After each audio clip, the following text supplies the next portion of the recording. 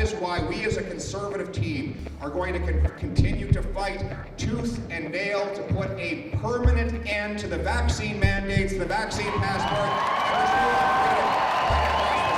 As Pierre Poilievre continues to make his pitch to supporters, scenes like this are playing out at campaign rallies across the country, with large crowds turning out for the Conservative Party leadership candidate. He's also received the support of more than 50 MPs, more than any other candidate. 3 candidates are now officially on the ballot, and with the first leadership debate less than a month away, some of Poilievre's rivals are already sharpening their message against him.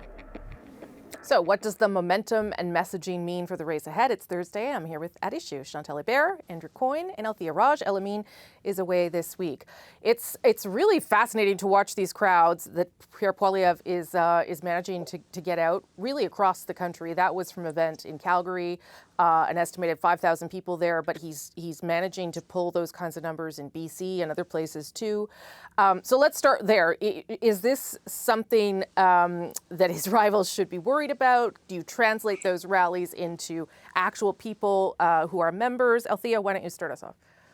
Basically, I think they were under the impression that they had to outsell memberships. Pierre Poilievre would have a handle on the current party membership, and that seemed to be like where the race was gearing up at the outset. It's very clear that he is using his social media presence. He's really big on Facebook and YouTube to reach out to non-Conservative Party members, and we've seen that messaging with some of the words and his message on Bitcoin, for example, suggesting that the Bank of Canada shouldn't have a monopoly on the currency in this country. Lots of Bitcoin enthusiasts, lots of people who are opposed to vaccine mandates coming. I went to the rally in Ottawa a few weeks back, and I was surprised by the number of people who are not Conservative Party members who, to your point, Rosie, were not quite ready to sign up to be a Conservative Party member there. That doesn't mean that they won't in the days coming, and I think that Mr. Poilievre has sharpened his attacks in terms of encouraging people to sign membership. The challenge is turning those new members into voting members, because it's still complicated, especially to vote by mail. And we saw even in the Liberal leadership race with Justin Trudeau back in 2013 that a lot of people who signed up to be a supporter didn't actually end up voting. Right. So what is Poilievre tapping into here, Chantal? And have you seen anything like this before in a leadership race? Yes, I have. When Justin Trudeau was running to be leader, and people lined up in Red Deer to see an appearance of him. And Althia is right, they did not all become Liberal members or Liberal voters.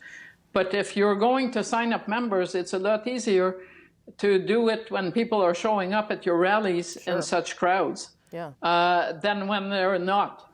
And so I'm not sure that his opponents should be a bit worried. I think they should be very worried because what that basically says is that Pierre Poilievre is offering a different message, and people are curious about it, and they are more curious about it than about the message from Jean Charest or Patrick Brown.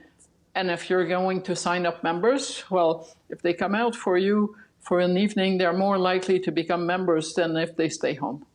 And to the other point, and you can all weigh in on this, but start with you, Andrew, in terms of what Poilievre is selling there in terms of the messaging and why it seems to be resonating particularly?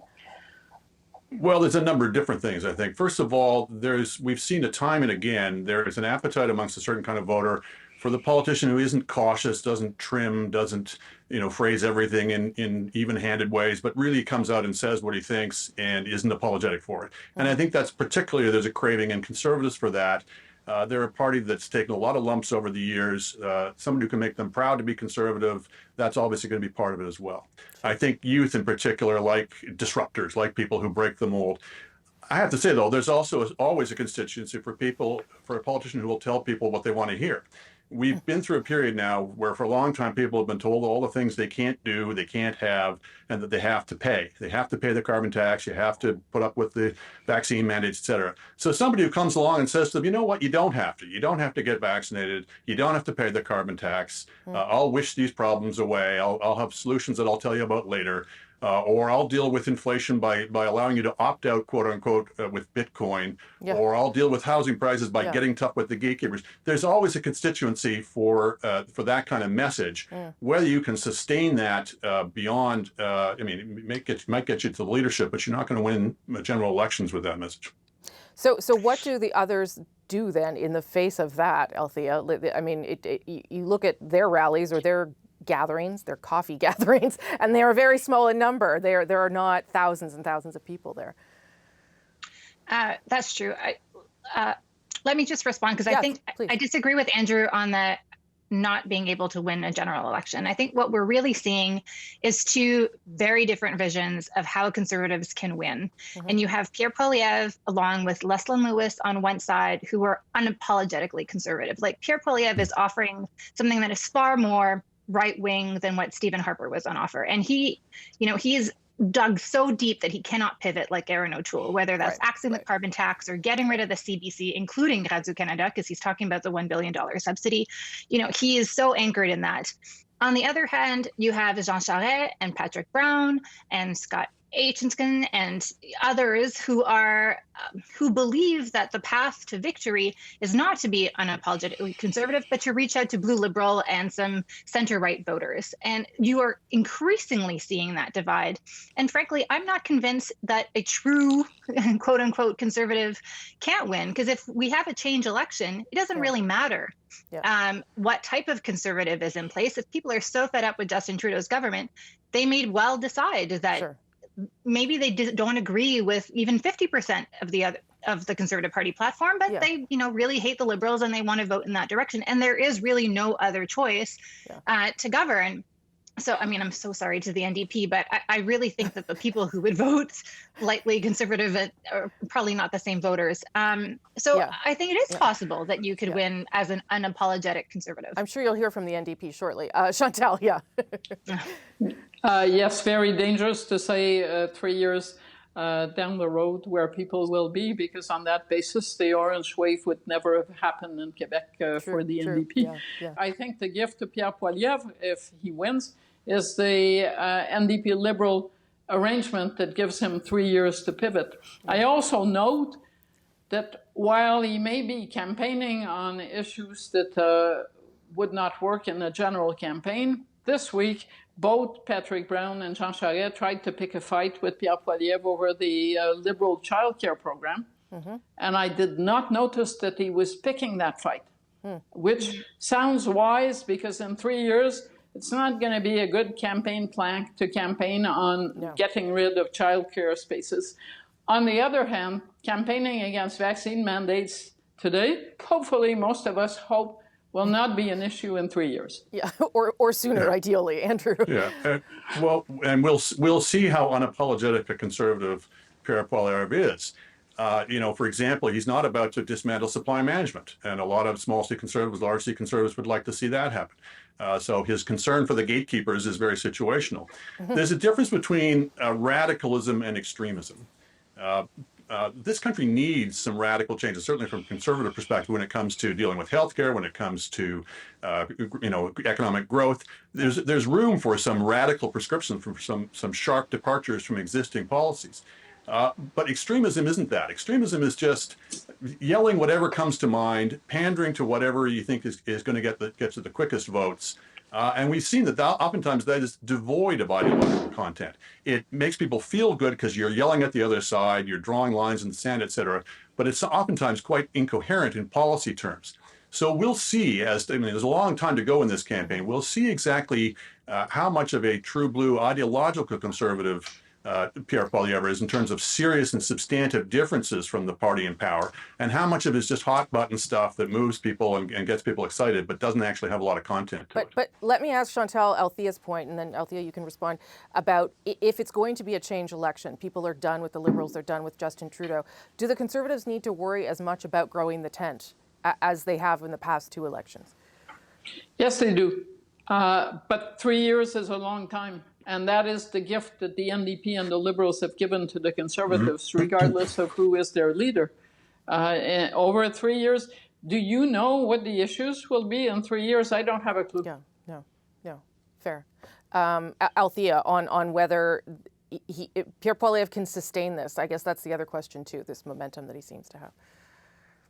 I think so. I mean, they clearly have put a lot of effort into gathering crowds, and I don't see why he can't maintain that at least until June 3rd. And then June 3rd is the deadline for memberships. And then I'm sure he pivots and starts calling people and converting the members that his opponents have signed to vote for him.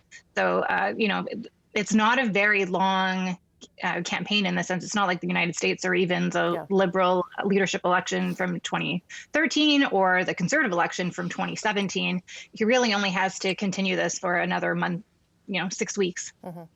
Andrew, on we should say, I just wanted to add, the last two elections were arguably change elections. Justin Trudeau's numbers were terrible.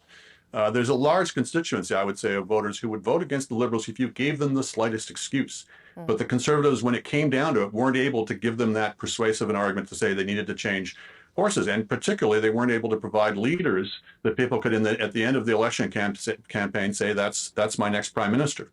So a lot of, people aren't terribly ideological. A lot of times they're judging based on the temperament and tone of the leader. And if that's got to be foremost in Conservatives' minds is, and I'm not saying this rules out Pierre Poilievre at all, but it's going to be one of the tests of this campaign is, can he present himself as something more than a rabble-rouser? Can he present himself as somebody who looks convincingly like somebody who could occupy the Prime Minister's office? Because that's going to be, or should be, part of what's guiding Conservative voters.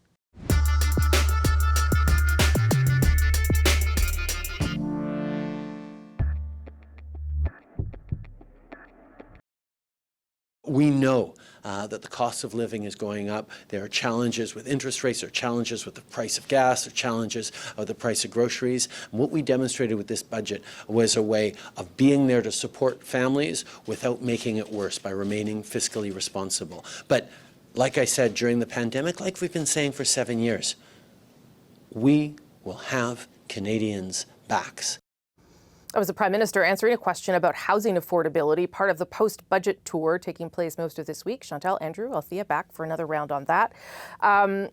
Andrew, I'll start with you on this. I understand the government's messaging around the budget and how they think it's going to help people as inflation continues to be a challenge and interest rates go up. I'm not sure that that's going to resonate with people, what the Prime Minister said there. What is your take on how they are telegraphing what they're going to do and how it's going to help people?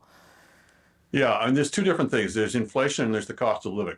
Right. And people sometimes talk about them as if they're the same thing. And in a sense, they are in terms of rising prices. But what the Liberals are talking about is the cost of living. We're going to provide, measures we're going to index, things are indexed. We're going to provide offsetting benefits, et cetera. But people hate inflation. People find inflation, I think rightly so, unnerving. It's scary when prices are going up like that. I remember, I'm old enough to remember in the 70s and 80s, people wanted inflation to be brought down by any means necessary. So if it persists, and he's got to hope that the central bank, the Bank of Canada, which has now begun to raise interest rates and to tighten monetary policy generally, that will start to bring inflation down and bring inflation expectations down. Because the one thing that could really threaten his rule, I think, is if inflation, rages on untamed, because it just kind of sends the message that nobody's really in control here. People find it very unnerving. Right. Also, because I think that they point the finger at the government, whether it's their fault or not, or they're contributing to it or not. It seems like they're the ones who wear it, Chantal. And I wonder whether that message you heard from the Prime Minister is enough to sort of convince Canadians. Oh, or does he need to convince Canadians today, or does he need to hope that within 18 months things will look better? Yeah. The one thing I have to say about this week and the post-budget week is that Justin Trudeau and the Liberals have been virtually alone on the ice. They've had it to themselves with an open goal. And that sends the message that the budget, if you ask people, would you want the government to do more for you to deal with inflation, the cost of housing, the answer will be yes. But overall, there has not been a very strong pushback from any of the opposition parties. And that basically means that this budget is a pass, for one. And two, that the reason why you see the Liberals pushing their message is because they now have the gift of time. Althia.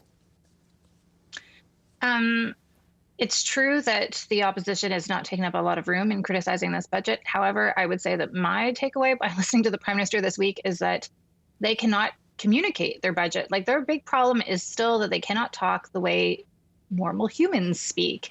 The Prime Minister seems completely disconnected. Like, Andrew liked that one. Talk Andrew about liked the that price one. at the grocery store or the price of homes. Yeah. You know, he is speaking in roundabout ways to explain the trouble people are feeling, and he is not showing any empathy. And we just talked about Pierre Poilievre and his anti-elite message, and here you have the Prime Minister kind of sounding like someone who is in an ivory tower, who is looking at these without any emotional attachment and is not connecting with people. Like, try harder. Like, why are you doing this to yourself? It baffles me that the progression that we've gone from somebody who used to talk so much about the middle class and what people were really experiencing, and now cannot seem to talk to people in a way that makes his concerns seem authentic. I mean, if you're not going to fill your car every week with gas because you don't drive anywhere, because you can't drive anywhere, you might not realize how it's impacting real people. Yeah, Chantal, and then Andrew. And if you're not going to have to ever get a mortgage, you might sound a bit fake when you're talking about how hard it is to buy a home. But I'll go back to that mantra. And for a while, it was the middle class and those who want to join us, and it got tired. Mm-hmm. We'll have your backs. Seriously, no government is going to have your backs, really, on housing prices or inflation. And to go to Althia's point, most people know that. Yeah. Andrew? One thing I will give the Prime Minister points for is not trash talking the Bank of Canada. You know, the heavy lifting on this is going to be from the Bank of Canada raising interest rates, tightening the quantitative easing program. I noticed that Pierre Poilievre, who's been bashing the bank for months now as being too loose on monetary policy and blaming all the inflation on it, which may or may not be true, is now bashing it for raising interest rates to try to control inflation.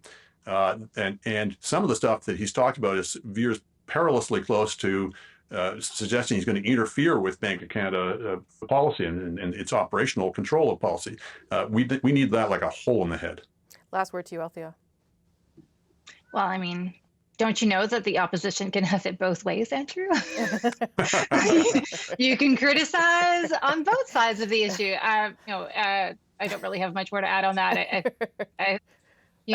That's fine. You can go out on a joke. That's no problem. That's totally acceptable for this panel as well. It's not really a joke, because you see it in question period all the time. Yes, no, it's true. It's true. Yeah. But okay, I'll leave it there. Not spending money, but give us more money at the same time.